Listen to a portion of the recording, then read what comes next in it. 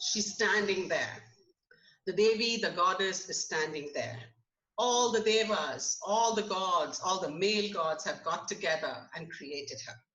They were very angry, and it's their anger that has created this goddess. It is unbelievable how angry they were, because the messenger came to them to tell them, one messenger came to tell them that there's this demon who has taken over the celestial world, and now all the normal gods, all the ordinary gods in the heavens are just doing, have been firstly sent down to the earth. Their jurisdictions have been taken away by him, and now they are all just languishing with no respect from anybody. And Mahisha, this very big demon, this very big asura, has taken over everyone.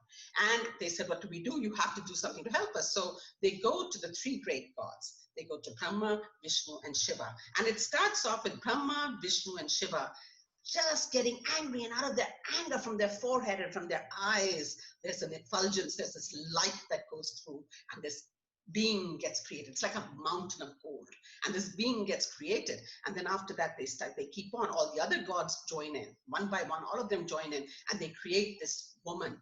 And how do they create this woman? It's fascinating to see that in the scriptures we are told that every single limb of her body, her face, her breast, her eyes, her nose, her toes, her fingernails, everything is given by one god each. Then it's not just her body parts, but it's also the wonderful jewelry that she wears. So it's the beautiful necklaces that she wears, the earrings, the bracelets and the files, and everything is given by one god. So part of the scripture is taken up by that. But then it doesn't end over there. We have something else to take care of, because after all, she's going to be this warrior goddess. So each and every one of them gives their favorite ayudha, that is their favorite weapon to her. So of course, Shiva, as we know, he has his Trishula, he gives the trident, and Vishnu, for instance, gives the chakra. And like that, one by one, she has so many weapons that we are told in the Devi Mahatmya, which is her ultimate scripture, that she has 1,000 arms to carry all those thousands and thousands of arms. And so she stands there, this beautiful woman, bejeweled with all the arms, all the weapons in her hands. And there she is ready. She actually starts roaring with delight, because all the males, when they see her, all the male gods, when they see her, they bow down to her and they say, victory to you, O goddess. Now they're calling her Devi. Mind you, they've not yet called her Mahishasuramardini. Mahishasuramardini will come only after the fact. But she knows she has an agenda. She knows that she's been brought to this world for one specific reason. And that specific reason is to destroy Mahisha, is to destroy this asura, to destroy this demon who has in turn destroyed the lives in all the gods in heavens. So what does she do then? She roars and she laughs and she makes a lot of sound. And when she's doing all that, all the gods are saying, bowing to her and saying, victory to you. And she goes, ha, ha, ha. Literally, it's like a film, like a dramatic theater. And she goes, ha, ha, ha. And then comes Mahisha. He hears this roaring sound, and he comes there and he's this demon, and he sees her and he says, my God, what is this? And so she says, she doesn't say anything, then she just keeps on roaring. So he gets so angry with her that he starts attacking her, because he knows that she's come there with all her weapons, and he starts attacking her. Now, what unfolds in the scripture is this marvelous, marvelous martial scene. It's just so much of, it's so full of drama, so full of emotion, because we find that Mahisha, he thinks he's so powerful. He has all these generals with him, various generals who give him all their weapons, who give them all their chariots, and then she has all her weapons with her. But he thinks he's going to defeat her easily. She's a woman after all. Who is she? I mean, he's defeated all the male gods. Who is she? So what we find that the battle takes place, and the description of the battle, there's even a sense of humor. There's a sense of macabre. It's very, they have descriptions of blood just flowing, rivers of blood flowing. But they also have funny things like when she's sending out her arrows, then, the asuras are resembling porcupines, for instance. They've got so many arrows on them, they're scuttling away like porcupines. Or we hear that, half the body has been dismembered. Or sometimes we hear just the limbs have been dismembered. And then we also have this very amusing story in which the battle is taking place, and the goddess has managed to decapitate the generals of the army. And yet they are dancing because there's so much of music there. There's music of the drums, there's music of the blowing of the conch, there's music of the twang of a bow. I mean, there's just so much of noise to this. It's this whole picture that gets created in this picture. The scripture, Devi Mahatmaya, which belongs to circa 7th century, is just marvelous the way they create with all the 9 rasas there. You have everything, where you can be awestruck, where you can be frightened, where you can get horrified, where you can get disgusted. All the emotions, all the rasas come into Devi Mahatmaya. Now she's still called Devi, but not just Devi. She's called Chandika, she's called Bhadrakali. She's in the text we hear, she has so many different names. And that is one feature which I would like to highlight right now, because this text brings together so many different goddesses, so many regional goddesses belonging to different parts of India, because after all, this goddess is popular all over India and beyond, whether it is in Nepal, whether it is Southeast Asia, whether it is Sri Lanka. She is popular everywhere in all parts of India. And what is interesting, we call it this ancient goddesses, but she's not just an ancient goddess, because as you will see in the slides that I will show you, she is popular every single time around October in whole of India, in the entire Indian subcontinent. For 10 days, life comes to a standstill because this particular Mahishasuramardini is worshipped for nearly 9 or 10 days. So we find that she's okay. Let's go back to the battle. And so there's this battle ensuing.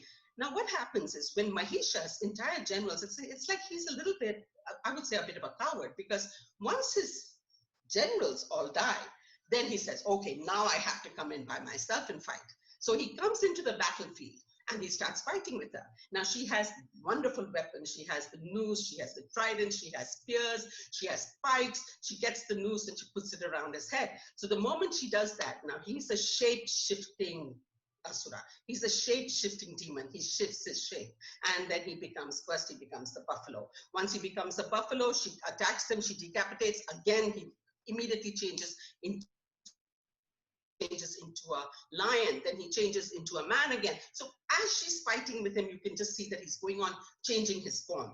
And finally, he once again becomes the buffalo again.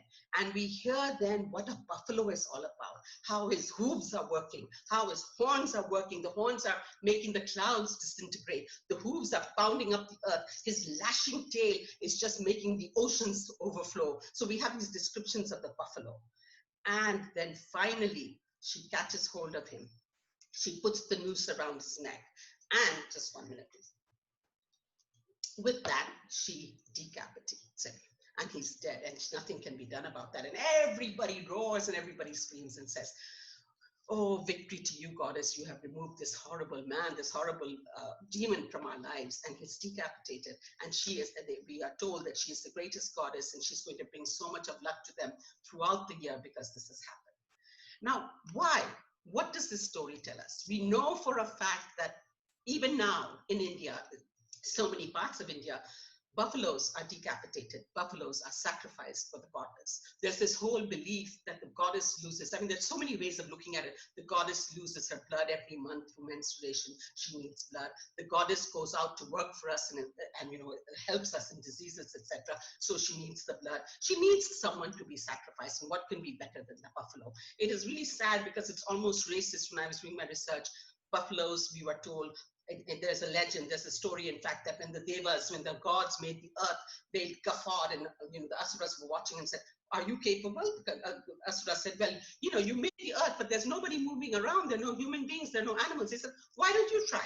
So they try and they make the buffalo, and we are told that the buffalo is the most ugliest animal because it's black skinned, it's hairy, it's got short legs, it's got ugly looking eyes. This is what we are told in the legend and in the fables, that the buffalo is not a good looking animal. So that buffalo is treated very badly, as you can see here. And finally, when she kills him, she is given the epithet Mahishasuramardini. That is Mahisha, the one who tramples Mardini, the one who tramples Mahisha. She tramples him, she kills him because she uses her leg to kill him. And it's very sad for me today because I know what's happening in America, how the knee is used exactly in that same way. The knee is used on his neck and he's pressed down and she decapitates him. So we know what's happening currently in America and all the problems that are there. It just reminded me of that because you'll see the images also. She's got her knee on him. Now, the thing is that we are told that she doesn't use weapons to kill him. She uses basically her bare hands. And the earlier images that we see, she's using her bare hands.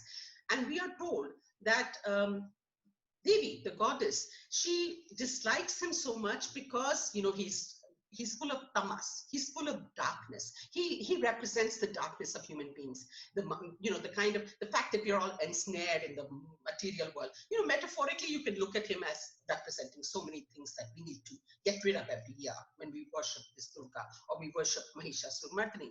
But at the same time, historically, it has been said by anthropologists and historians that most probably when the people were settling down in India, they came across this buffalo, and there was an entire set of people who owned buffaloes, and probably there was a cult of the buffaloes, and maybe there was this kind of cultic tension. That is one of the favorite things I like to talk about, the cultic tension between those who worship the buffalo and those who worship the goddess, and the two were brought together through this myth, because after all, it's a myth, it's a story that has resonated with people over so many centuries, because the first image that we find goes back to circa 1st century BC. So from 1st century BC onwards, we continue to see them. To this day, in 2020, we find images of Mahishasuramardini made, millions of them made throughout the country and beyond, and people worship her regularly.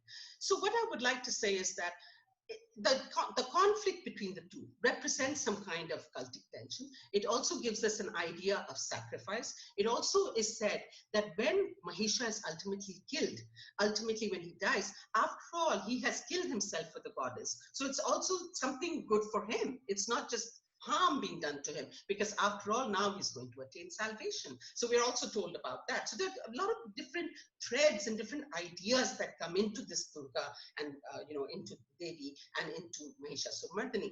But what I find in the Devi Mahatmya, the very first text which I'm talking about, which is dated to around 6th century, it took so long for a Sanskrit text to get created. It took so long for the Brahmins. We normally look at the Brahmins being the ones who were the people who wrote all the major scriptures in Sanskrit, and they sort of like incorporated the ideas of the autochthonous people, of the local peoples. They brought them and they beautified them, they changed it, they modified it a little bit, and then they put it into the Purans. So we find the Devi Mahatmya as part of the Markandeya Puran, which is dated around 6th century, 7th century CE. So when we find the text, when it comes and we say, okay, so her appearance is already there in art, in sculpture, in little rectangular platelets. She's already found there, conflicting and killing the buffalo. But why is it that it took so long? So I would think that it would have been unpalatable to the Brahmins. It would have been unpalatable to large sections of society, probably even to the elite in its raw form, that there is a goddess, a woman of all things, a goddess / woman who is killing a buffalo demon, and not just killing a buffalo demon, but she is also drinking the blood of the demon. She is also seen drinking the wine. She is also getting completely intoxicated. Her eyes are red. It seems like she's relishing this whole war. It's not just that she's good over evil. It's not something as simple as that. It is also her relishing warfare, relishing being part of this army, relishing having this army. We are told that each time she takes a breath and she exhales, from her mouth emits so many warriors, so many people who are coming out to help her. She's just a warrior god, and she's relishing it. Now, maybe it's possible that it was the Kshatriyas, that is the warrior caste in India, who were patrons of this goddess, because her name, other epithet, we know that all these goddesses have like at least 1,000 names.